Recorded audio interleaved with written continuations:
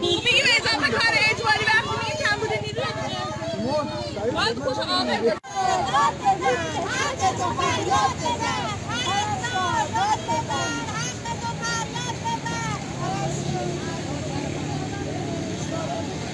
بیمارستان نگاه کن بیمارستان چهار بارک هست بیمارستان زکر هست